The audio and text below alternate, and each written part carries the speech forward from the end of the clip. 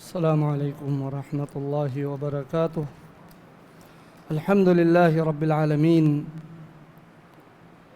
والصلاة والسلام الأتمان الأكملان على أشرف الأنبياء والمرسلين نبينا وحبيبنا محمد وعلى آله وصحبه أجمعين، أما بعد۔ آج سے انشاءاللہ ہم متن الآجرومیہ کا ہم باقاعدہ شروع کرتے ہیں۔ امام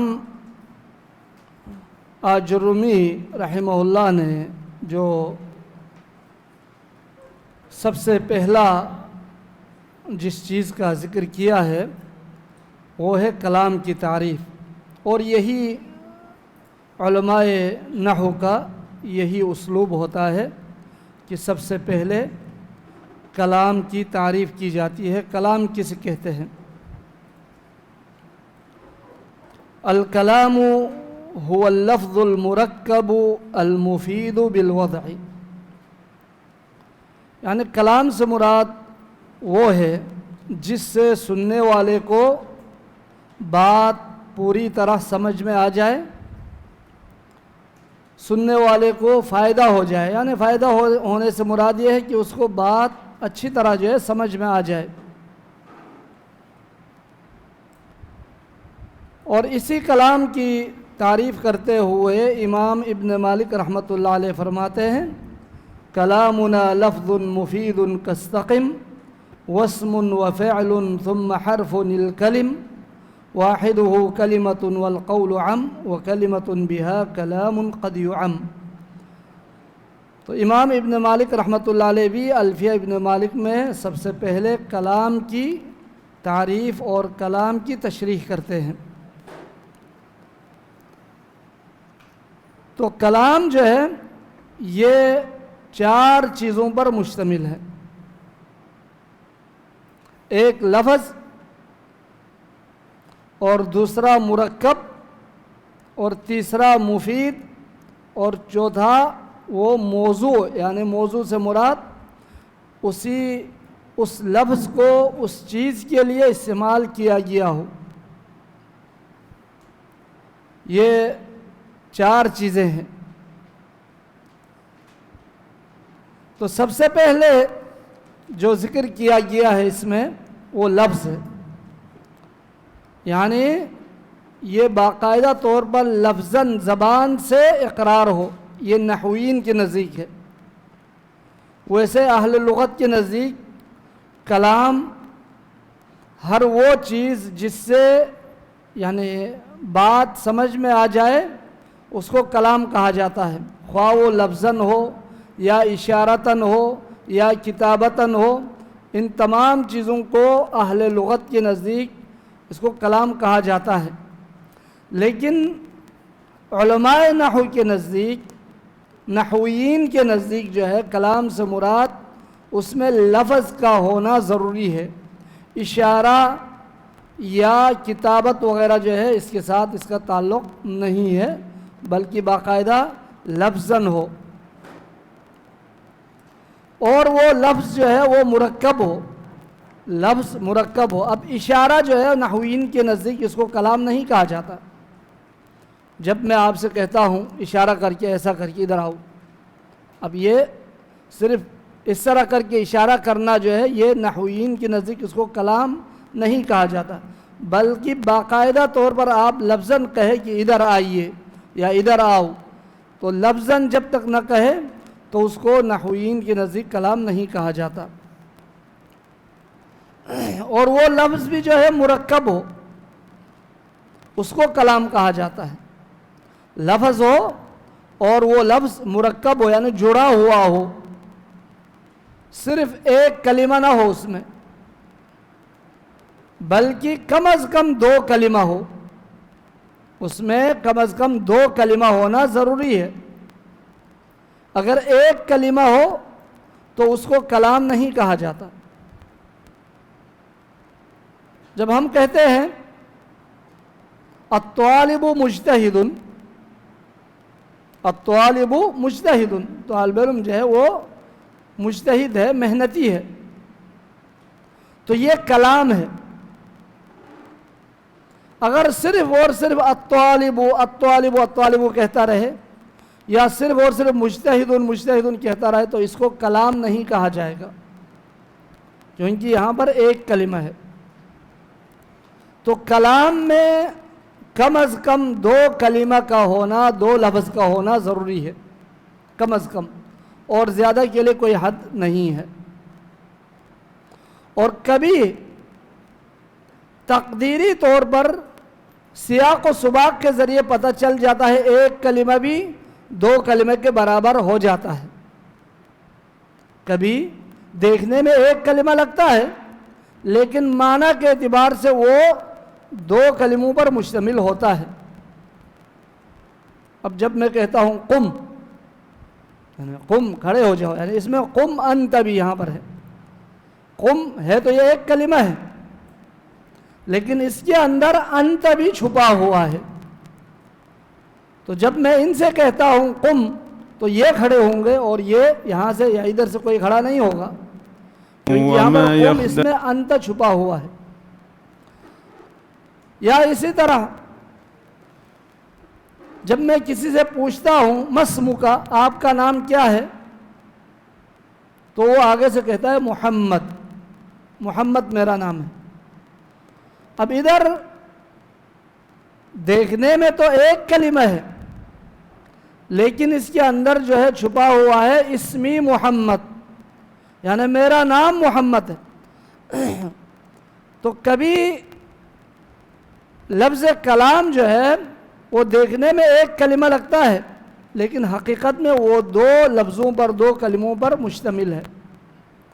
تو معلوم یہ ہوا کہ کلام وہ لفظ مرکب ہے، یعنی مرکب سے مراد وہ جڑا ہوا لفظ، اور اس میں مرکب میں کیا ہوتا ہے، مرکب میں، لفظ مرکب میں کم از کم دو لفظ سے جڑا ہوا ہو، کم از کم دو لفظ ہو، اور وہ دو لفظ جو ہے یا حقیقی طور پر ہمیں نظر آ رہا ہوتا ہے یا سن رہا ہوتا ہے، یا اس میں تقدیراً معنوی طور پر اس میں چھپا ہوا ہوتا ہے۔ یہ دیکھنے میں ایک لفظ ہے، سننے میں ایک لفظ ہے، لیکن سمجھنے میں یہ دو لفظ پر مشتمل ہے۔ تو کبھی یہ بھی ہو سکتا ہے۔ المہم دو لفظ پر مشتمل ہونا چاہیے، خواہ حقیقتاً دو لفظ ہو یا ذہنی طور پر چھپا ہوا جو یہاں پر دو لفظ ہو، ایک لفظ ظاہر ہو اور دوسرا لفظ چھپا ہوا ہو۔ تو کلام اس لفظ مرکب کو کہا جاتا ہے جو کہ المفید، یعنی وہ مفید ہو، فائدہ مند ہو، فائدہ دیتا ہو۔ اگر فائدہ نہ دے تو اس کو کلام نہیں کہا جائے گا۔ کبھی ایسا ہوتا ہے، لفظ ہوتا ہے، مرکب ہوتا ہے، جڑا ہوا ہوتا ہے، دو سے یا دو سے زیادہ سے جڑا ہوا ہوتا ہے، لیکن وہ سننے والے کو سمجھ میں نہیں آتا، اس کو اس لفظ کے سننے کے بعد، اس جملے کے سننے کے بعد کچھ اور الفاظ کی بھی اس کو ضرورت پڑتی ہے۔ تو اگر اس طرح کا جملہ ہو تو اس کو کلام نہیں کہا جاتا۔ مثلا ان قام زید، یا ان جاء الاستاذ، اگر استاد آئے، کہنے والے نے یہ کہا کہ اگر استاد آ جائے یا اگر زید کھڑا ہو جائے۔ اب اگر زید کھڑا ہو جائے یا اگر استاد آ جائے تو کیا ہوگا؟ اب ان قام زید، اگر زید کھڑا ہو جائے، یا ان قام الطالب، اگر طالب علم کھڑا ہو جائے، تو اب اگر طالب علم کھڑا ہو جائے تو کیا ہوگا؟ اب سننے والا ضرور پوچھے گا، اس کو فائدہ نہیں ہوا پورا، تو وہ یعنی اس کو جو ہے جب یہ بات پوری طرح سمجھ میں نہیں آئی تو وہ آپ سے دوبارہ پوچھے گا، تو اگر زید کھڑا ہو جائے تو کیا ہوگا، اگر استاد آ جائے تو کیا ہوگا، وہ آپ سے پوچھے گا، دوبارہ ضرور پوچھے گا۔ کیونکہ اس کو آپ کی بات پوری طرح سمجھ میں نہیں آیا. حالانکہ یہ لفظ ہے، یہ مرکب ہے، جڑا ہوا ہے، 3 کلمات سے جڑا ہوا ہے، صرف 2 نہیں بلکہ 3 ہے. لیکن اس کے باوجود بھی اس کو فائدہ نہیں دے رہا ہے، سننے والے کو سمجھ میں نہیں آ رہا، تو اس کو کلام نہیں کہا جائے گا. کلام کہنے کے لیے اس جملے کو، اس عبارت کو، اس بات کو پوری طرح جو ہے سمجھ میں آ جانا چاہیے، خواہ وہ 2 جملوں سے جڑا ہوا ہو یا 2 سے زائد جملوں سے جڑا ہوا ہو. اب قام زید، زید کھڑا ہوا، یہ تو پورا فائدہ دے دیا، سمجھ آئیے سننے والے کو، زید کھڑا ہوا. لیکن اگر زید کھڑا ہو جائے، اب یہ بات جو ہے پوری طرح سمجھ میں تو نہیں آتی. اب وہ سننے والا پوچھے گا، وہ اگر زید کھڑا ہو جائے تو کیا ہوگا؟ قیامت قائم ہوگی یا کیا ہوگا؟ ہاں جی ہاں. تو یہ تیسری شرط ہے کہ وہ فائدہ دے وہ کلام. چوتھی شرط یہ ہے کہ وہ کلام جو ہے موضوع، یہ موضوع ہو. موضوع سے مراد جو ہے یہ عربی عبارت میں، عربی کلام میں یہ استعمال ہو. عرب لغت کو جو ہے ایجاد کرنے والوں نے، جو شروع کے ایجاد کرنے والے ہیں، انہوں نے ایجاد کیا ہوا ہو. یہ نہیں کہ آپ اس میں کوئی اور لفظ استعمال کرے، اپنی طرف سے کوئی اور زبان استعمال کرے اور وہ لفظ عربی میں بالکل موجود ہی نہ ہو، تو اس کو کلام نہیں کہا جائے گا. اور موضوع سے مراد یہاں پر وہ لفظ رکھا گیا ہو، استعمال شدہ ہو عرب کے نزدیک. اور موضوع یہ لغت میں، علم لغت میں یہ قابل تعریف لفظ ہے موضوع. اور موضوع علم حدیث میں یہ قابل مذمت لفظ ہے، جس کے بارے میں آپ اچھی طرح جانتے ہیں. جب کہا جائے کسی حدیث کے بارے میں یہ حدیث موضوع ہے، اس سے مراد من گڑت، جھوٹی حدیث، گڑی ہوئی حدیث جو نبی علیہ الصلوۃ والسلام نے نہیں فرمایا ہو، اس کو موضوع کہا جاتا ہے. لیکن علم لغت میں موضوع، اس سے مراد عرب کے نزدیک یہ لفظ جو ہے استعمال ہو اور یہ لفظ عربی زبان میں رکھا گیا ہو، استعمال شدہ ہو، تو اس کو موضوع کہا جاتا ہے. تو کلام 4 چیزوں پر مشتمل ہے: لفظ، مرکب، مفید اور موضوع. ان 4 چیزوں سے کلام بن جاتا ہے. اگر ان 4 چیزوں میں سے ایک چیز بھی رہ جائے تو اس عبارت کو کلام نہیں کہا جائے گا. بات پوری طرح سمجھ میں آ رہی ہے؟ جی.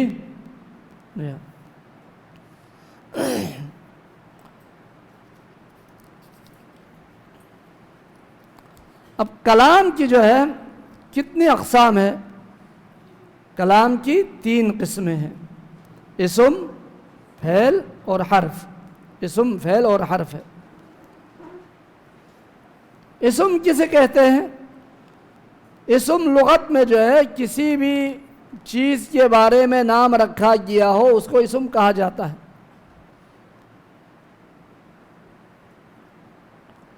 اب عربی لغت میں اس کو قلم کہا جاتا ہے. تو لفظ قلم اس چیز کا جو ہے یہ مسمى ہے اور اس کا جو نام رکھا گیا ہے قلم ہے. تو اسی چیز کو جو ہے اسم کہا جاتا ہے عربی لغت میں. نحو کی اصطلاح میں اسم سے مراد وہ کلمہ جو فی نفسی ہی یعنی بذات خود کسی معنی پر دلالت کرے. وہ کلمہ یا وہ لفظ جو کسی معنی پر دلالت کرے اور اس کے ساتھ زمانہ مل کر نہ آئے. زمانہ کے بغیر، وقت کے بغیر کسی چیز پر دلالت کرنے کو اسم کہا جاتا ہے. یعنی اسم کے ساتھ زمانے کا کوئی تعلق نہیں ہوتا. ماضی، مضارع، ماضی، مستقبل، حال، اس کا کوئی تعلق نہیں ہوتا۔ تو اسم وہ کلمہ جو بذات خود کسی چیز پر دلالت کرے، کسی معنی پر دلالت کرے، اور اس کے ساتھ تینوں زمانوں میں سے کوئی زمانہ نہ پایا جائے، کوئی زمانہ مل کر نہ آئے۔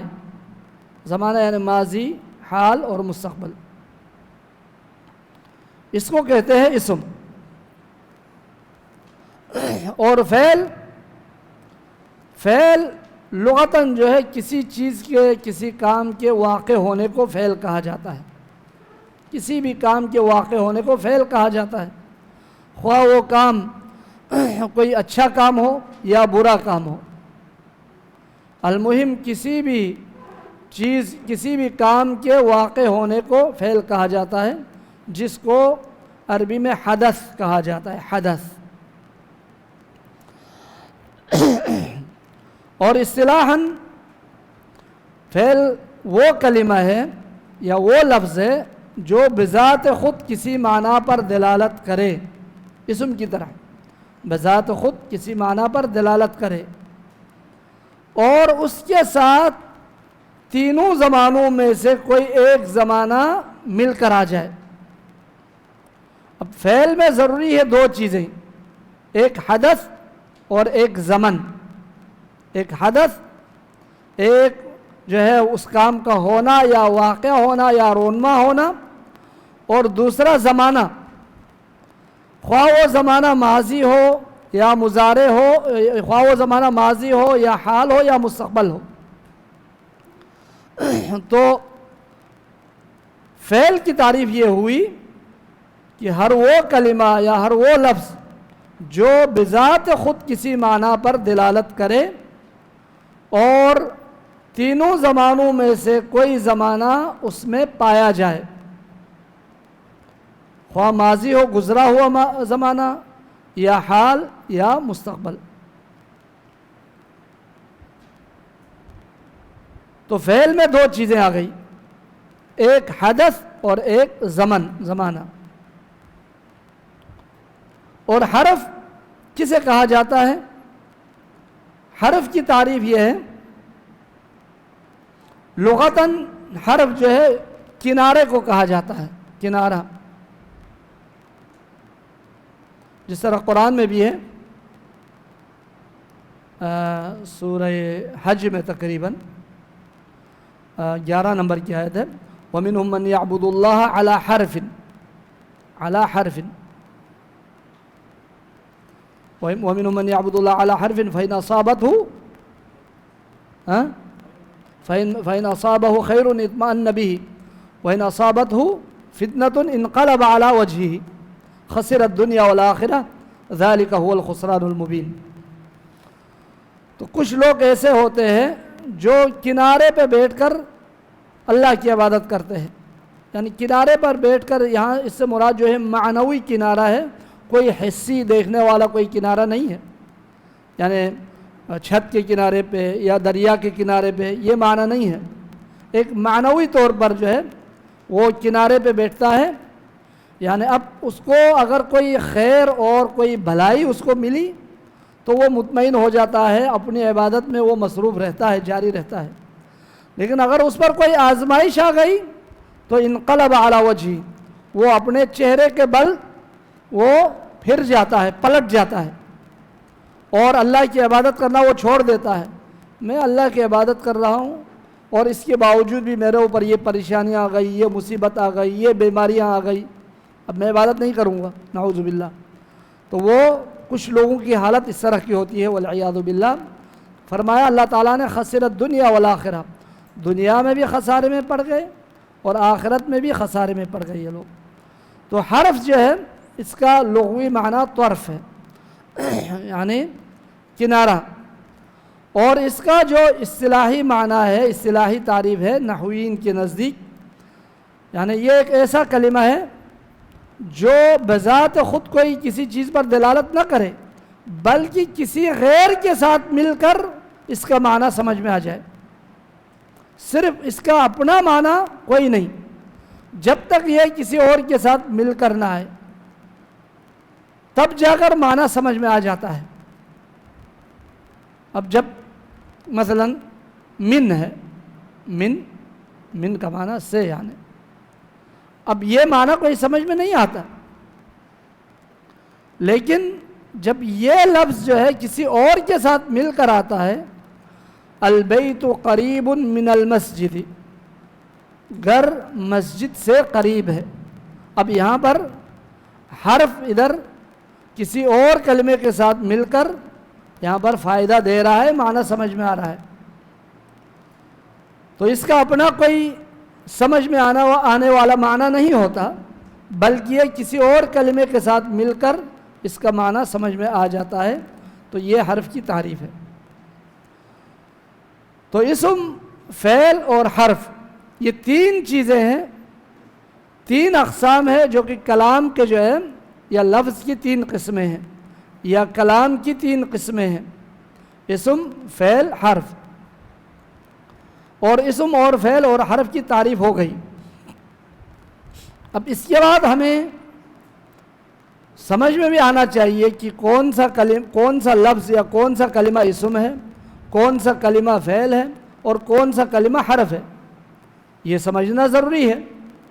اب ہر ایک کی جو ہے علامات ہے، خصوصاً اسم اور فعل کی علامات ہے، ان علامتوں کے ذریعے آپ سمجھ سکتے ہیں کسی بھی عربی لفظ کو کہ یہ اسم ہے یا یہ فعل ہے یا یہ حرف ہے۔ اسم کی کئی علامات ہیں، ان میں سے جو پہلی علامت ہے وہ کسی بھی کلمے کے ساتھ ال آ جائے، ال، تو وہ کلمہ ہمیشہ اسم ہوتا ہے۔ الکتاب، الرجل،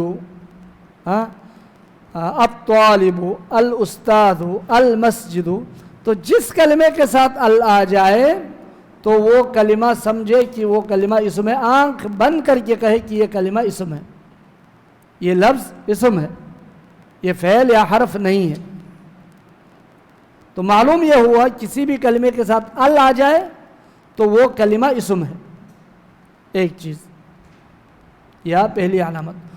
دوسری علامت اسم کی یہ ہے، دوسرے نمبر کی علامت، کسی بھی کلمے کے آخر میں تنوین مل کر آ جائے، کسی بھی کلمے کے آخر میں تنوین آ جائے، مثلا زید یا کتاب، مسجد، قلم، تنوین یعنی دو پیش کے ساتھ ہو یا دو زبر کے ساتھ ہو یا دو زیر کے ساتھ ہو، یہ تمام قسم کی تنوین جو ہے یہ اسم کی علامت ہے۔ کسی بھی کلمے کے ساتھ، کسی بھی کلمے کے آخر میں تنوین آ جائے تو وہ بھی اسم کی علامت ہے۔ تو معلوم یہ ہوا ال اور تنوین دونوں اسم کی علامت ہے، لیکن یہ یاد رکھیے گا ال اور تنوین آپس میں دشمن ہے ایک دوسرے کے، یہ کبھی بھی ایک کلمے میں اکٹھا نہیں ہو سکتا، ال اور تنوین ایک کلمے میں کبھی بھی اکٹھے نہیں ہوں گے۔ اگر کسی کلمے میں ال آیا شروع میں تو آخر میں تنوین نہیں آئے گی، اور اگر کسی نے تنوین کے ساتھ پڑھا تو سمجھے کہ اس کو عربی نہیں آتی یا عربی کے جو گرامر ہے، قواعد ہے، اس کے بارے میں اس کو کچھ بھی پتہ نہیں ہے۔ اب قلم صحیح ہے، قلم، القلم یہ بھی صحیح ہے، القلم، لیکن اگر کسی نے القلم پڑھا تو فوراً سمجھیے کہ اس نے غلط پڑھا ہے، القلم نہیں آتا۔ تنوین اور الف لام دونوں ایک ہی جگہ پر ایک ہی کلمے میں اکٹھے نہیں ہوں گے۔ وہ ایک قصہ ہے، واللہ عالم حقیقی ہے یا غیر حقیقی ہے، کسی جگہ پہ ایک عالم وہ عربی گرامر پڑھا رہے تھے، نحو، اور انہوں نے بھی یہ سمجھا ہوا تھا کہ اس علاقے میں میرے علاوہ اور کوئی نحو جاننے والا نہیں ہے۔ تو کسی دن ایک طالب علم نے ان سے کہا، استاد سے، استاد جی اس علاقے میں فلان اس جگہ پہ اسی علاقے میں ایک نابینا عالم ہے جو نحو کے بارے میں جانتے ہیں، جو علم النحو کے حوالے سے یعنی علم رکھنے والا عالم ہے، وہ ایک عالم ہے نحو کے بارے میں، لیکن وہ نابینا ہے۔ تو استاد نے کہا کہ یہاں پر اس علاقے میں میرے علاوہ اور کوئی تو نہیں ہے جس کو یعنی نحو کا علم آتا ہو، عالم بالنحو ہو۔ شاگرد نے کہا نہیں ہے اس علاقے میں، اور وہ بھی نابینا ہے۔ تو وہ استاد یعنی ان کے بارے میں ملنے کے لیے گئے ان کے گھر، لوگوں سے پوچھتے پوچھتے ان کے گھر پہنچ گئے۔ جب گھر پہنچے تو اجازت لی اندر آنے کی، تو انہوں نے اجازت دی۔ تو اس عالم نے یعنی وہ جو نابینا عالم تھے ان پر سلام کیا، کہا السلام علیکم، جان بوجھ کر السلام علیکم۔ تو نابینا عالم نے جواب دیا وعلیکم السلام یا جامع التنوین واللام، یعنی تم پر بھی سلامتی ہو اے تنوین اور الف لام کو اکٹھے کرنے والے۔ یعنی اس طریقے سے ان کو یعنی ان کے بارے میں انہوں نے معلومات لینے کی کوشش کی، تو آگے سے جواب انہوں نے اس طرح دیا۔ تو کہنے کا مقصد یہ ہے کہ الف لام اور تنوین ایک ہی کلمے میں اکٹھے نہیں ہو سکتے جی، لیکن دونوں اسم کی علامات میں سے علامت ہے۔ نعم۔ اور اسی طرح اسم کی علامات میں سے ایک علامت حرف جر کا داخل ہونا۔ کسی بھی کلمے میں جو ہے حرف جر داخل ہو، حروف جر وہ تفصیلاً 20 ہے، لیکن جس پر اتفاق ہے وہ 17 ہے۔ باء تاء کاف لام واو منذ مدخلا رب حاش من عدا فی عن علا حتی الہ، یہ 17 حروف جن کو جو ہے حروف جر کہا جاتا ہے۔ یہ 17 حروف، ان میں سے کوئی بھی حرف کسی بھی کلمے کے ساتھ آ جائے تو وہ کلمہ اسم ہے، وہ فعل یا حرف نہیں ہے۔ تو با ہے، اب بسم اللہ الرحمن الرحیم ہم پڑھتے بسمی، تو یہ جو لفظ اسم ہے یہ اسم ہے، یہ کلمہ اسم ہے۔ اس کی کیا دلیل ہے؟ اس پر با داخل ہے شروع میں۔ یا اسی طرح ہم کہتے ہیں ذہبت الی المسجد، میں مسجد کی طرف گیا، تو یہاں پر الی المسجد یا الی مسجد، یہ الی کی وجہ سے یہاں پر معلوم ہوا کہ یہ مسجد بھی اسم ہے۔ کیسے پتہ چلا؟ کبھی کبھار ایک کلمے میں کئی علامات بھی ہوتی ہے جس کے ذریعے ہمیں معلوم ہوتا ہے۔ اب الی المسجد میں یہاں پر ایک تو ال ہے اور اسی طرح الی بھی داخل ہوا، تو یہ بھی اسم کی علامات میں سے ایک علامت ہے۔ کبھی ایسا ہوتا ہے کہ اس پر الف لام بھی نہیں ہوتا اور تنوین بھی نہیں ہوتی، لیکن اس کے باوجود بھی وہ اسم ہوتا ہے۔ کیسے پتہ چلتا ہے کہ اس پر الی داخل ہوا ہو؟ مثلا نظرت الی مفاتیح، نظرت الی مفاتیح، مفاتیح مفتاح کی جمع ہے۔ اب الی مفاتیح، ادھر مفاتیح پہ تنوین بھی نہیں ہے اور شروع میں ال بھی نہیں ہے، لیکن اس کے شروع میں الی داخل ہوا تو معلوم ہوا یہ مفاتیح بھی، یہ بھی اسم کی علامات میں سے ایک علامت ہے۔ یا ہم حدیث میں پڑھتے ہیں عن عائشہ رضی اللہ عنہا، اب عائشہ کے شروع میں بھی الف لام نہیں ہے اور آخر میں بھی تنوین نہیں ہے، لیکن یہ اسم ہے۔ اگر کسی کو پتہ نہ چلے تو وہ فوراً اس طریقے سے وہ پتہ کر سکتا ہے کہ یہ اسم ہے، کیونکہ اس کے شروع میں عن ہے، عن حرف جر ہے، اس کے ذریعے سے بھی وہ معلوم کر سکتا ہے کہ لفظ عائشہ یہ اسم ہے۔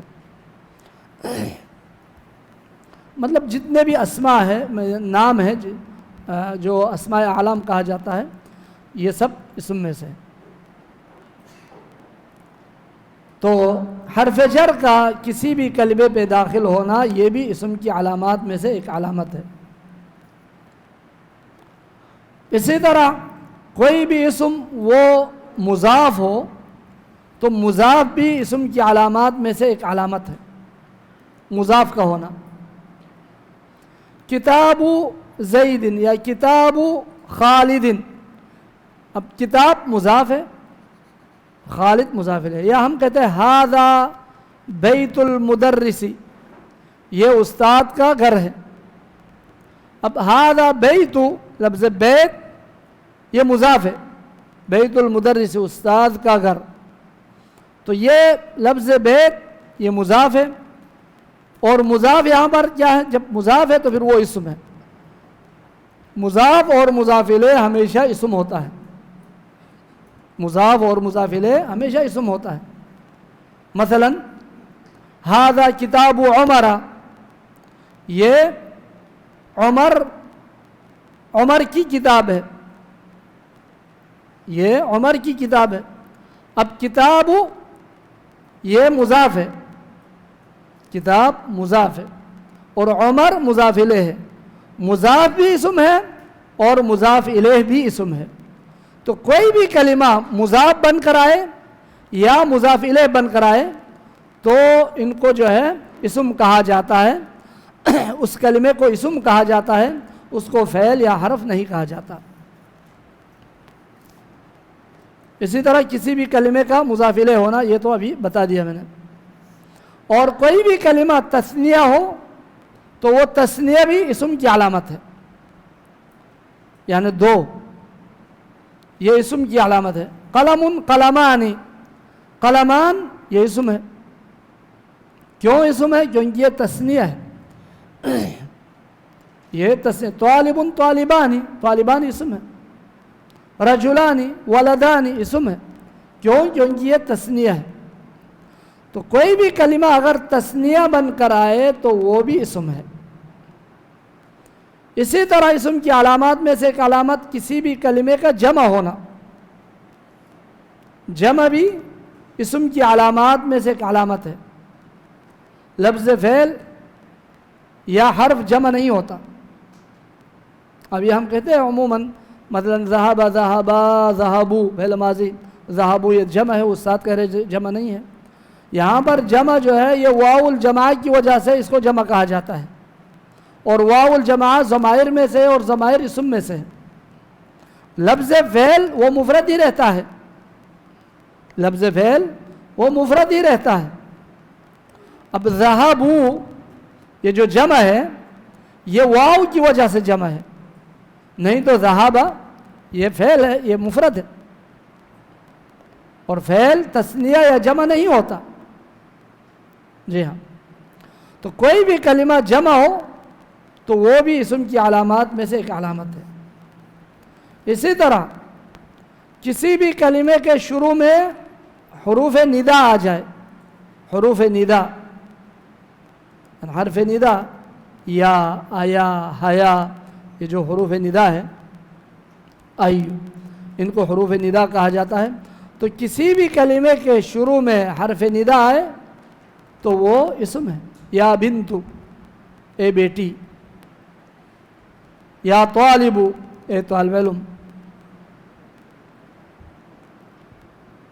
یا قادمو، یا مسافرو، جو بھی ہو، مطلب شروع میں جب آ جائے یا آ جائے حرف ندا تو وہ بھی وہ کلمہ بھی اسم ہوتا ہے، منادہ ہمیشہ اسم ہوتا ہے۔ اسی لیے امام ابن مالک رحمۃ اللہ علیہ فرماتے ہیں بالجر والتنوین والنداء وال ومسند للاسم تمیز حصل۔ تو یہ امام ابن مالک رحمۃ اللہ علیہ الفیہ ابن مالک میں اسم کی علامات ذکر کرتے ہوئے یہ فرما رہے بالجر والتنوین والنداء وال ومسند للاسم تمیز حصل۔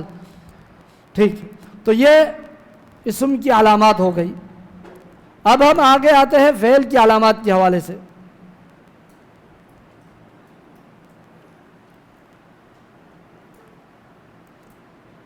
فعل کی علامات، علامات الفعل، فعل کی بھی کئی علامات ہیں۔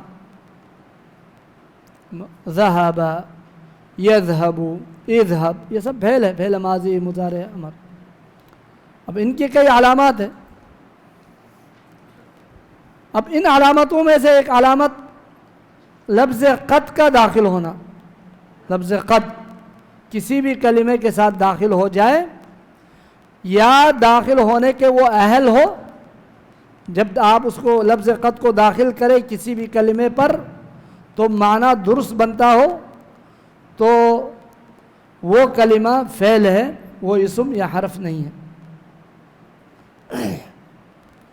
مثلا قد ذہب، قد فہم، یعنی تحقیق اس نے سمجھ لیا، تحقیق وہ چلا گیا، تاکیداً اس نے سمجھ لیا. اور لفظ قد فعل ماضی پر داخل ہوتا ہے تو تحقیق کا معنی دیتا ہے، تاکید کا معنی دیتا ہے لفظ قد.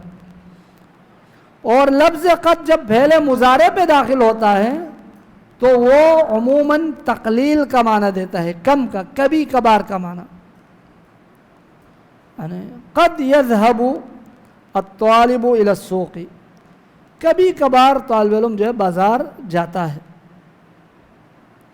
تو یہاں پر مضارع کے ساتھ جو ہے عموماً قد داخل ہو جائے تو وہ تقلیل کا یعنی کم کا، کبھی کبھار کا معنی دیتا ہے عموماً. اور لفظ قد جب ماضی پہ داخل ہوتا ہے تو تحقیق، تاکید اور تقریب کا معنی دیتا ہے، قریب کا بھی. کبھی تاکید کا معنی دیتا ہے، کبھی قریب ہونے کا معنی دیتا ہے، قریب ہونے کا معنی. اب مثلا مؤذن ہمیشہ 5 وقت جو ہے وہ یہ پڑھتا ہے نماز میں. نماز جب اقامت کہی جاتی ہے تو اقامت میں یہ کہتا ہے قد قامت الصلاۃ، قد قامت الصلاۃ، یعنی ابھی قریب ہے بالکل. یعنی معنی اس کا یہ بن رہا ہے کہ تحقیق نماز کھڑی ہو چکی ہے. تو نماز کب کھڑی ہوتی ہے؟ جب امام اللہ اکبر کہتے ہیں تو نماز جو ہے شروع ہو جاتی ہے. اور امام کے اللہ اکبر کہنے سے پہلے ابھی نماز شروع نہیں ہوئی، ابھی نماز جو ہے کھڑی نہیں ہوئی، لیکن قریب ہے، ابھی بالکل ہی قریب ہے. تو اس کو بھی کہا جاتا ہے، یہ یعنی تقریب کا معنی بھی دیتا ہے قد. قد کبھی قریب کا معنی دیتا ہے فعل ماضی پہ داخل ہو کر، اور کبھی فعل ماضی پہ داخل ہو کر قد تحقیق اور تاکید کا معنی دیتا ہے. لیکن جب فعل مضارع پہ داخل ہو جائے قد تو اس کا معنی کبھی کبھار کا معنی دیتا ہے عموماً. المہم کسی بھی فعل کے شروع میں قد آ جائے تو وہ فعل، کسی بھی کلمے کے شروع میں قد آ جائے تو وہ کلمہ فعل ہے، اسم اور حرف نہیں ہے. جی یہ نہیں کہہ سکتا قد محمد، قد قلم، قد کتاب، اس طرح نہیں کہا جاتا. جی ہاں، قد ذہب، قد یذهب، قد یفہم، قد فہم، قد حفظ، اس طرح استعمال ہوتا ہے. جی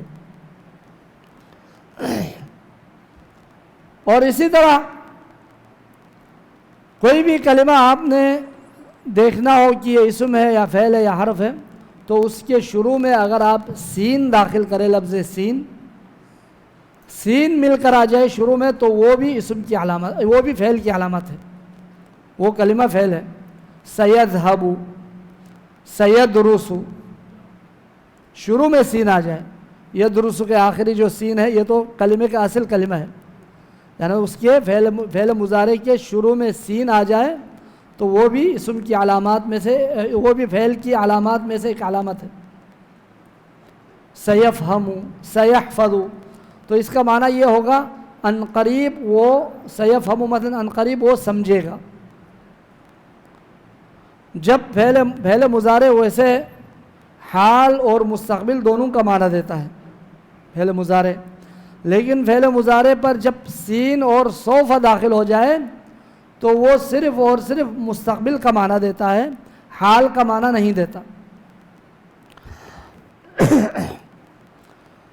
تو کسی بھی کلمے کے شروع میں سین آ جائے یا سوف آ جائے تو وہ بھی وہ کلمہ جو ہے وہ کلمہ فعل ہے، وہ کلمہ اسم نہیں ہے.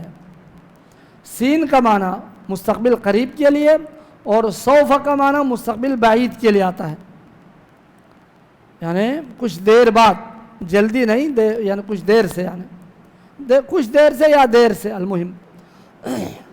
لیکن سین داخل ہو جائے تو مستقبل قریب کا معنی دیتا ہے، یعنی قریباً وہ یہ کرنے والا ہے، قریباً وہ سمجھنے والا ہے، قریباً وہ یاد کرے گا، قریباً وہ جائے گا، اس کا معنی دے دیتا ہے۔ اور اسی طرح فعل کی علامات میں سے ایک علامت یہ بھی ہے کہ حروف جزم کا داخل ہونا، ادوات جازمہ کا داخل ہونا۔ ادوات جازمہ، ادات الجزم، یعنی وہ کلمات جس سے فعل کو جو ہے، جس سے کلمے کو جزم دیتا ہو، مجزوم کرتا ہو کلمے کو، تو وہ کلمہ بھی یعنی حروف جزم داخل ہونے کی وجہ سے وہ اس کلمے کو فعل کہا جاتا ہے، اس کو اسم یا حرف نہیں کہا جاتا۔ حروف جازمہ مثلا لم، لما، لام امر، لا ناہیہ، ان شرطیہ، یہ حروف جازمہ میں سے۔ تو حروف جازمہ کسی بھی کلمے کے شروع میں آ جائے تو وہ کلمہ فعل ہے، وہ حرف یا اسم نہیں ہے۔ اسی طرح فعل کی علامات میں سے ایک علامت تائے یعنی ضمیر فاعل کا داخل ہونا، ضمیر فاعل کا داخل ہونا اس کے آخر میں۔ ضمیر فاعل یعنی ہر وہ ضمیر جس کو ضمیر رفع کہا جاتا ہے، وہ کسی بھی کلمے کے آخر میں آ جائے تو اس کو، تو وہ کلمہ جو وہ فعل ہوتا ہے وہ کلمہ حرف یا اسم نہیں ہوتا۔ اب ضمیر رفع کون سا ہے؟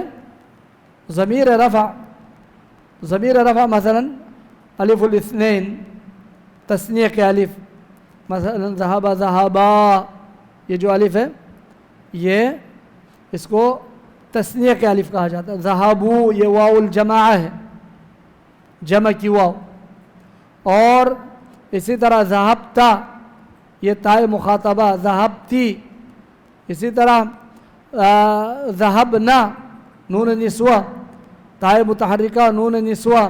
اور اسی طرح ذہبنا، یہ نا متکلمہ، الدال علی الفاعل، جو فاعل پر دلالت کرتا ہے۔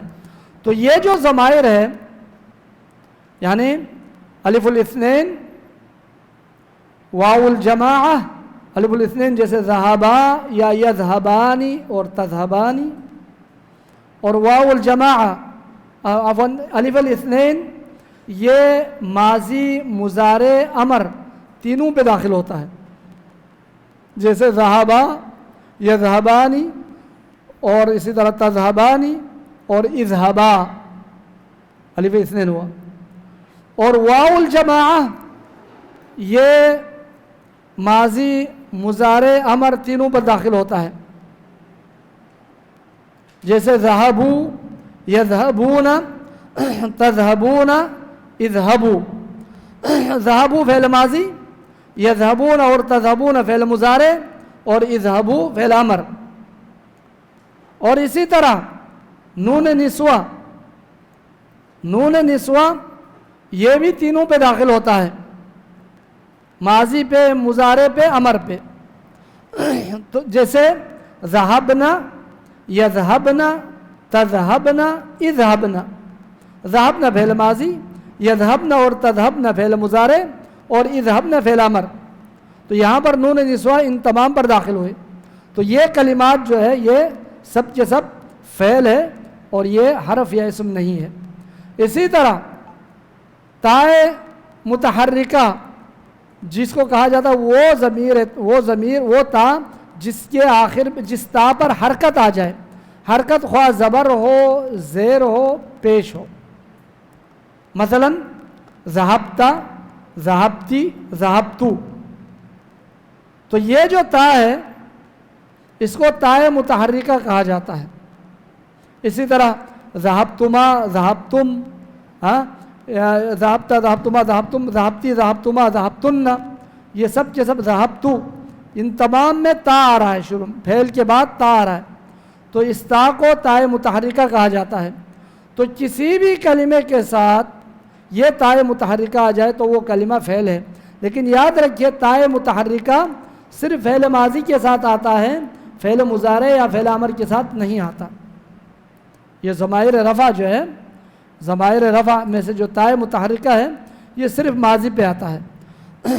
ہم نے کہا تھا الف اثنین، واو جماعہ، نون النسوہ، یہ تینوں ماضی مضارع امر سب پہ آتا ہے، اور تائے متحرکہ یہ صرف ماضی پہ آتا ہے، تائے متحرکہ صرف ماضی پہ آتا ہے۔ اور اس کے بعد یائے مخاطبہ، یائے مخاطبہ، کسی بھی کلمے کے آخر میں یائے مخاطبہ آ جائے تو وہ یا جو ہے تو وہ یائے مخاطبہ کا داخل ہونا یہ اس بات کی دلیل ہے کہ وہ کلمہ فعل ہے، وہ حرف یا اسم نہیں ہے۔ لیکن یاد رکھیے گا کہ یائے مخاطبہ صرف اور صرف فعل مضارع اور فعل امر پر داخل ہوتا ہے، یہ فعل ماضی پہ داخل نہیں ہوگا۔ جیسے تذہبین یا اذہبی، ماضی کے ساتھ یائے مخاطبہ کا کوئی تعلق نہیں ہے، یائے مخاطبہ صرف فعل مضارع اور فعل امر پہ داخل ہوتا ہے۔ تو ان ضمائر کو کہا جاتا ہے ضمائر الرفع۔ اور اسی طرح نا متکلم جو فاعل پر دلالت کرے، نا متکلمہ، کیونکہ لفظ نا جو ہے وہ کسی بھی کلمے کے ساتھ جب مل کر آتا ہے تو کبھی وہ کلمہ اسم بھی ہو سکتا ہے، کبھی وہ کلمہ فعل بھی ہو سکتا ہے۔ جب ہم کہتے ہیں قلمنا، ہمارا قلم، تو یہاں پر نا اسم پر داخل ہوا ہے، اور کبھی فعل پہ داخل ہوتا ہے، اور یہی نا، لفظ نا کبھی مرفوع بن کر آتا ہے، کبھی منصوب بن کے آتا ہے، کبھی مجرور بن کے آتا ہے۔ جب یہ نا، لفظ نا فعل کے ساتھ آتا ہے تو وہ یا مرفوع بن کے آتا ہے، اس کو ضمیر رفع کہا جاتا ہے، یا وہ منصوب بن کے آتا ہے۔ مثلا ضربنا، ہم نے مارا، ضربنا ہم نے مارا، تو یہاں پر نا فاعل ہے اور اس کو ضمیر رفع کہا جاتا ہے، یہ جو ہے فی محل رفع ہے، فاعل ہے ضربنا۔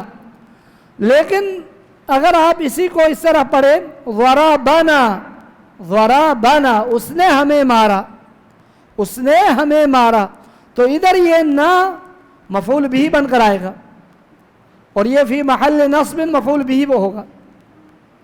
تو المہم حالت رفع میں اور حالت نصب میں نا جب آ جائے تو وہ کلمہ فعل ہوتا ہے۔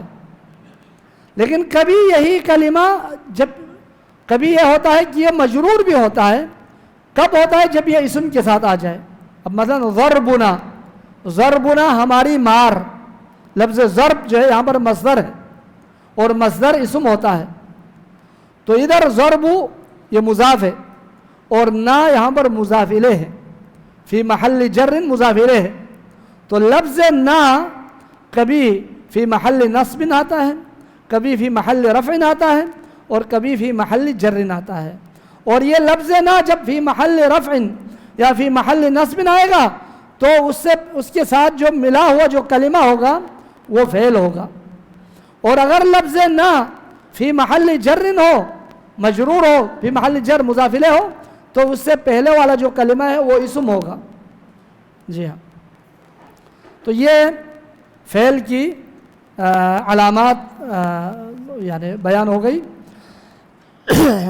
اور اسی طرح فعل کی علامات میں سے ایک علامت یہ بھی ہے، کسی بھی کلمے کے آخر میں تائے ساکنہ مل کر آ جائے، تائے ساکنہ یعنی وہ تا جس کے اوپر جزم ہو، مثلا ذہبت، فہیمت، درست، قامت، جلست، اکلت، شریبت، یہ جتنے بھی ہیں، اب وہ کلمہ جو ہے کیا ہے؟ وہ فعل ہے۔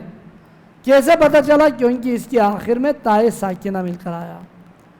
تو تا خواہ ساکنہ ہو یا متحرکہ ہو، جب وہ کسی کلمے کے ساتھ مل کر آ جائے آخر میں تو وہ کلمہ فعل ہوگا، وہ اسم نہیں ہوگا۔ یہ فعل کی علامات ہے۔ اور حرف کے لیے کوئی علامت ہے ہی نہیں ہے، یعنی اس پر اسم اور فعل کی جب علامت داخل نہ ہو جائے تو وہ حرف ہے۔ یعنی اسم کی جو علامات ہے اور اسی طرح فعل کی جو علامات ہے وہ اس پر داخل ہی نہیں ہوتا ہو تو اس کلمے کو حرف کہا جاتا ہے، جیسے حل ہے، من ہے، الہ ہے، فی ہے، علی ہے، اذا ہے، اور یعنی اذا ظرفیہ ہے، خیر وہ تو نہیں، اذ لفظ اذ ہے، لا نافیہ ہے، لا ناہیہ ہے، یہ سب کے سب جو ہے اور بھی مختلف قسم کے حروف ہیں۔ تو یہ حروف ان پر کسی قسم کی اسم کی علامت یا فعل کی علامت داخل نہیں ہوتی۔ تو یہ ہو گئے اسم اور فعل اور حرف کی جو ہے علامات۔ فعل کے حوالے سے ایک چیز، اہم چیز بیان کرنا وہ رہ گیا، وہ ہے فعل کو ہم نے 3 قسم پہ تقسیم کر لیے: ماضی، مضارع، امر۔ ماضی جو گزرا ہوا، اور مضارع اس کا 2 معنی ہوتا ہے، یا حال کا یا مستقبل کا، یعنی بات کر رہا ہو اس دوران وہ کام ہو رہا ہو، اس کو بھی فعل کہا، اس کو بھی مضارع کا صیغہ استعمال ہوتا ہے، اور یا مستقبل میں ہونے والا اس میں بھی مضارع کا صیغہ استعمال ہوتا ہے۔ یعنی مضارع میں حال اور مستقبل دونوں کا معنی پایا جاتا ہے، اور امر میں صرف مستقبل کا معنی پایا جاتا ہے، ماضی کا یا حال کا معنی نہیں ہوتا۔ تو ماضی میں گزرا ہوا کام، اور مضارع میں حالیہ کام چل رہا ہو یا مستقبل میں کام ہونے والا ہو، اور امر میں صرف اور صرف مستقبل کے لیے استعمال ہوتا ہے۔ اب یہ ہمیں کیسا پتہ چلے گا کہ یہ ماضی کے لیے یہاں سے یہاں تک یہ ماضی ہے، یہاں سے یہاں تک مضارع ہے، یہاں سے یہاں تک امر ہے؟ اس کے بارے میں ہمیں کس طرح پتہ چلے گا؟ ہاں، ماضی اور مضارع اور امر، ماضی گزرے ہوئے زمانے کے لیے، مضارع حال اور مستقبل کا معنی دیتا ہے، اور امر مستقبل کا معنی دیتا ہے۔ اب یہ ہمیں کیسے پتہ چلے گا کہ یہاں سے یہاں تک ماضی ہے، یہاں سے یہاں تک حال اور مستقبل ہے، حال ہے، یہاں سے یہاں تک مستقبل ہے؟ کیسے پتہ چلے گا؟ ہاں جی، کون جواب دے گا اس کا؟ حد فاصل کیا ہے؟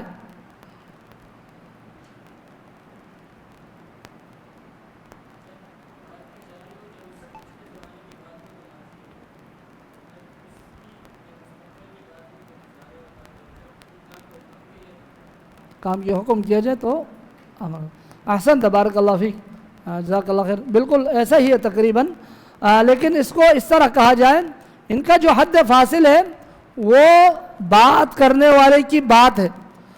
کلام المتکلم یہ بارڈر ہے، کلام المتکلم بارڈر ہے، اس کے ذریعے پتہ چل جاتا ہے کہ یہاں سے یہاں تک ماضی ہے، یہاں سے یہاں تک حال ہے، یہاں سے یہاں تک مستقبل ہے۔ اب جب میں کہتا ہوں یہ قلم ہے، سقط القلم، قلم گر گیا، قلم گر گیا، اب یہ کام پہلے ہو چکا ہے، پہلے گر چکا ہے، پھر اس کے بعد میں نے بتا دیا، اب یہ ماضی ہے۔ اگر کام بات کرنے والے کی بات سے پہلے ہو چکا ہو تو وہاں پر ماضی کا استعمال ہوگا۔ اگر کام ہو رہا ہو، بات کرنے والے کی بات کے دوران کام ہو رہا ہو، چل رہا ہو، تو اس کو حال کہا جاتا ہے۔ اور اگر کام بات کرنے والے کی بات کے بعد کام جو ہے اگر واقع ہونا ہو تو اس کو مستقبل کہا جاتا ہے، خواہ وہ ماضی قریب ہو یا ماضی بعید ہو، مستقبل قریب ہو یا مستقبل بعید ہو، اس کا کوئی وہ نہیں۔ المہم ان کا جو استعمال ہے، یعنی ان کا جو حد فاصل ہے، بارڈر ہے، کیسے پتہ چل جاتا ہے کہ یہاں سے یہاں تک ماضی، یہاں سے یہاں تک حال، یہاں سے یہاں تک مستقبل؟ کلام المتکلم، کلام المتکلم، بات کرنے والے کی بات، یہ حد فاصل ہے۔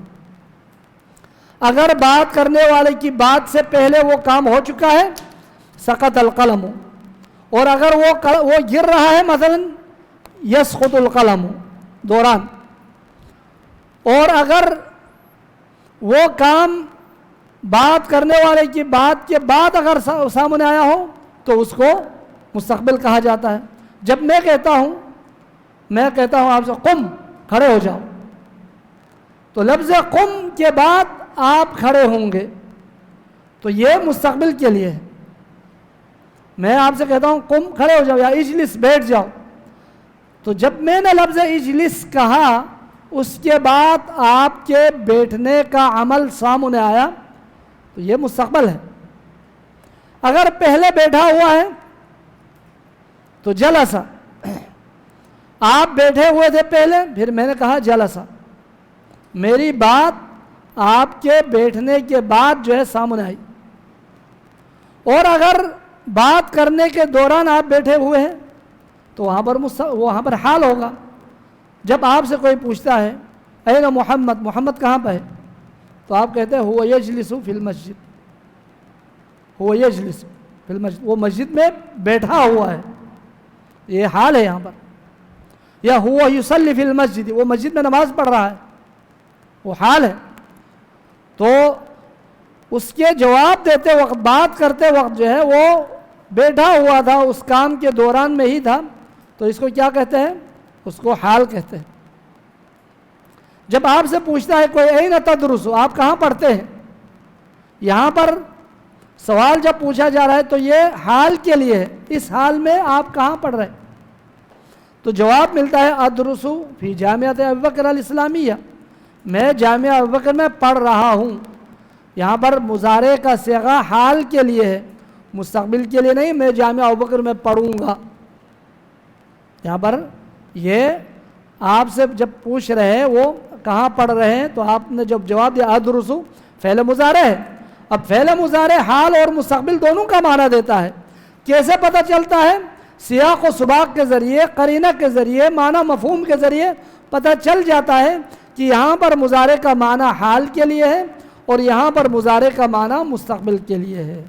لیکن اگر مضارع کے ساتھ سین یا سوف داخل ہو جائے تو وہ مضارع ہمیشہ مستقبل کے لیے ہوگا، وہ حال کے لیے کبھی بھی نہیں ہوگا.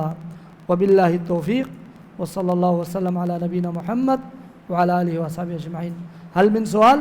کوئی سوال ہے؟ سمجھ میں آ گیا؟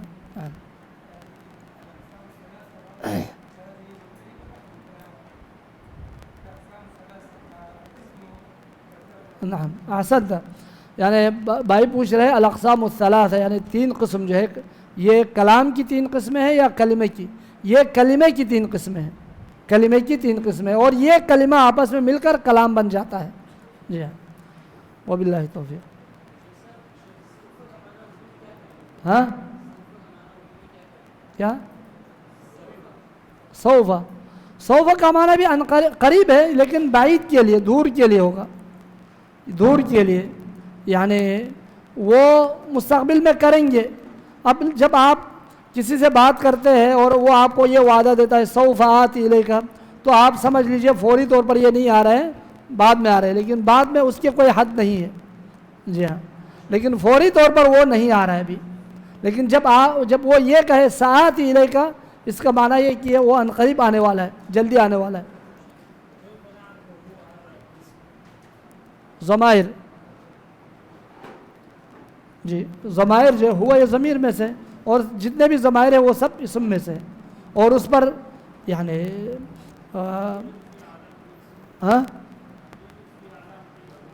جی اس میں کچھ علامتیں آ جاتی ہیں، لیکن وہ کیا ہوتا ہے پھر اس کے بعد اس میں کچھ تھوڑی بہت تبدیلی آ جاتی ہے. اب اس پہ ہوا پہ جب